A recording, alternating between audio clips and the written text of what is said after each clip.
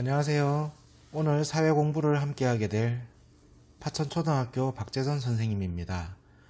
오늘 선생님과 학습할 주제는 실학을 집대성한 학자 정약용, 그의 생애와 업적에 대해 알아보겠습니다. 먼저 실학의 등장 배경에 대해서 살펴보겠습니다. 백성의 삶은 매우 궁핍했습니다. 그런데 조선시대의 대신들은 예법과 이론으로 계속 싸움박질만 했습니다. 이게 안타까웠던 실학자들은 실생활 문제를 해결할 학문에 몰두하게 되었는데요. 이것이 바로 실학입니다.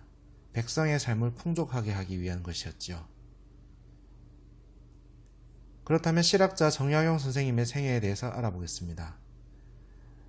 그의 인생은 18년의 주기로 큰 변화를 맞이하게 됩니다.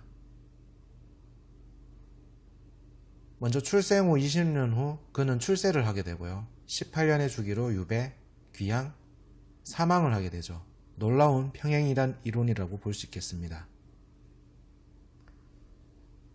정약용은 경기도 광주군 마연에서 태어났습니다. 아버지가 관직에 있었던 관계로 정약용은 아주 유복하게 자랐습니다. 그리고 10살 때 시집도 펴낼 만큼 아주 뛰어난 어린이였다고 합니다. 그는 28세에 대과에 합격함으로써 본격적으로 관직에 오르게 되었고요.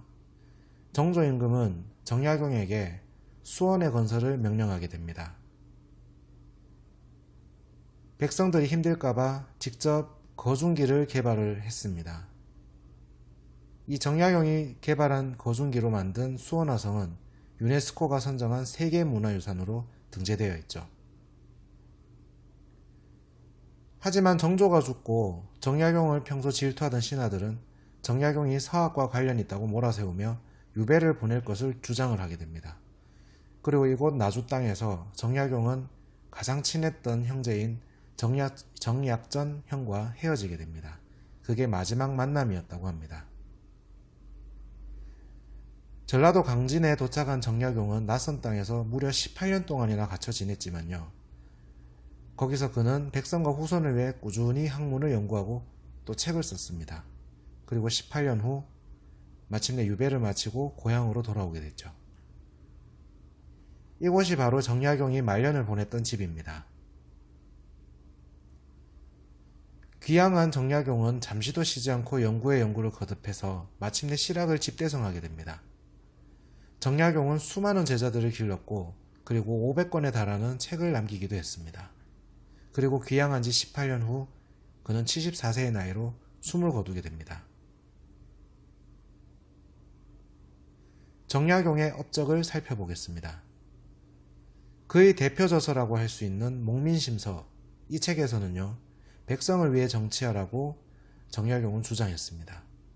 그리고 경세유표라는 책에서도 그는 안전된 백성의 삶을 위해 세금과 토지제도의 개혁을 주장했습니다.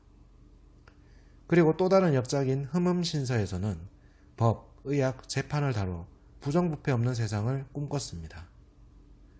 목민심서로는 정치, 경세유표로는 경제, 흠흠신서로는 법과 의학을 실학자답게 모두 다룬 것입니다. 이러한 다산의 정신을 받들어 서울시에서는 실생활의 문제를 해결하겠다고 하는 다산 콜센터를 운영하기도 합니다. 배운 내용을 확인해 볼까요? 첫 번째 문제입니다. 백성의 실생활 문제를 해결하기 위해 생긴 학문은 무엇일까요? 정답은요, 실학입니다. 두 번째 문제를 보겠습니다. 백성을 위해 정치하라고 했던 정약용의 대표 저서는 무엇일까요? 맞아요. 바로 목민심서입니다. 마지막 문제입니다. 정조의 명으로 정약용이 직접 거중기로 지은 문화재는 그렇습니다. 바로 수원화성입니다. 여러분은 정약용이 어떤 사람인 것 같습니까? 혹자는 정약용은 조선의 다빈치라고 칭찬하기도 합니다. 그래서일까요? 이렇게 많은 드라마와 영화에서 정조의 생애와 업적을 다루기도 합니다. 하지만 사람들이 진짜 정약용을 존경하고 좋아하는 이유는 바로 백성바라기이기 때문이 아닐까 생각합니다. 평생 백성만을 위해 살아온 정약용. 그뿐 아니라 조선의 실학자들은 어떤 삶을 살았는지 다음 시간에 또 알아보겠습니다. 감사합니다.